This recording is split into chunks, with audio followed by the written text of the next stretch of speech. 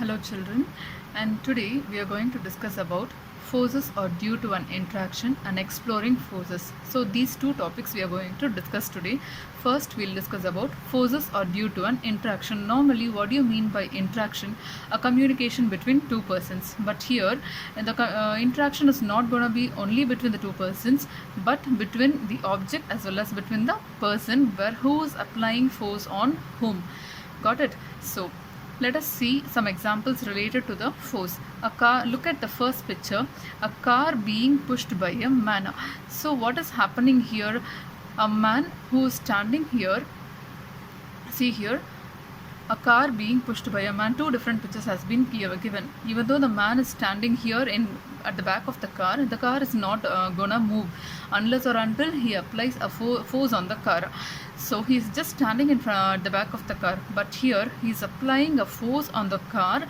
So what is happening? The car starts to move. So there the car, this man is pushing the car where he is applying a force on the car. And here who is pushing whom? See here, both the girls were pushing each other in this picture. And here who is pulling whom? I have told you in the previous class itself the difference between push and pull, like moving an object from oneself and moving an object towards oneself. So pushing means, I have told you, moving an object away from oneself. So both were trying to push each other on the opposite sides. And here see who is pulling whom, that is both of them were trying to pull one person towards the other person. So there they are applying the force on their hands. Here also they are applying the force on their hands here. And look at this last picture, who is pulling whom? Here the cow is pulling the man towards himself, and the man is pulling the cow towards himself, where they are applying the force called pull. Now you understood the picture description.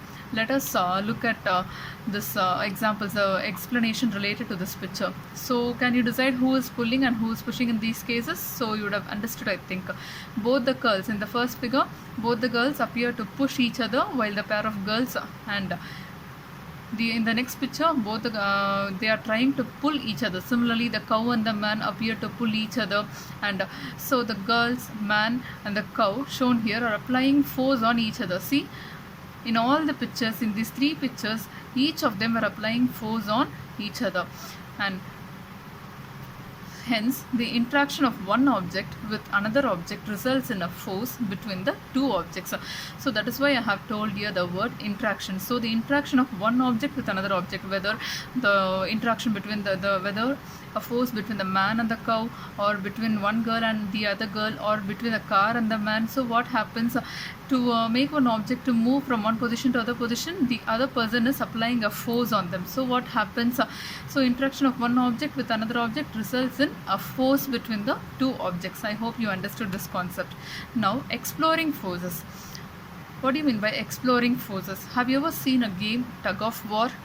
So what will happen in this game? Usually a rope will be tied and two teams will be allowed to pull a rope in opposite direction. See here, look at this picture. The rope may not move when the two teams pull at it with equal force. Here the boys also pulling the rope and the girls also pulling the rope on the other side. So what is happening? So members of both the teams will try to pull the rope in their direction. So girls will pull towards their side and boys will try to pull towards their side. So what will happen in that case? The rope will simply does not move. It will remain in the same place. And the team who pulls harder, who applies a larger force on the rope, finally wins the game. If the boys were going to apply a large force on the rope, they will win the game, or if the girls were going to apply a large force on the rope, they will win the game.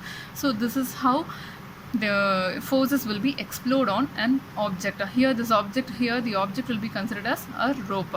Got it? And what do these examples suggest about the nature of force? See here, forces applied on an object in the same direction add to one another. That is, in case if you are going to apply force on an object in the same direction, it will add upon to one another and it will move in the same direction. It will not get deviated, or it will not move in the other direction. But if the two forces act in the opposite direction on an object, what will happen?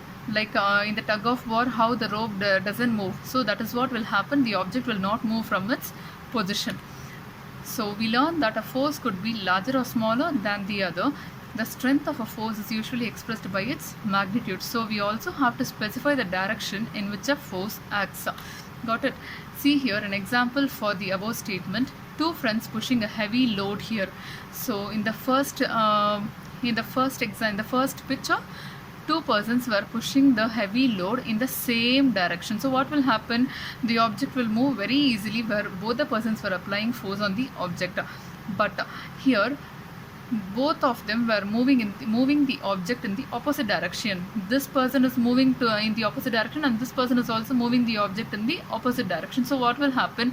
When both of them were applying force on the object at the same time, the object will not move. It will remain in the same place. So there you cannot move the position of the object. So this is how the forces will work by nature. Understood? Thank you, children.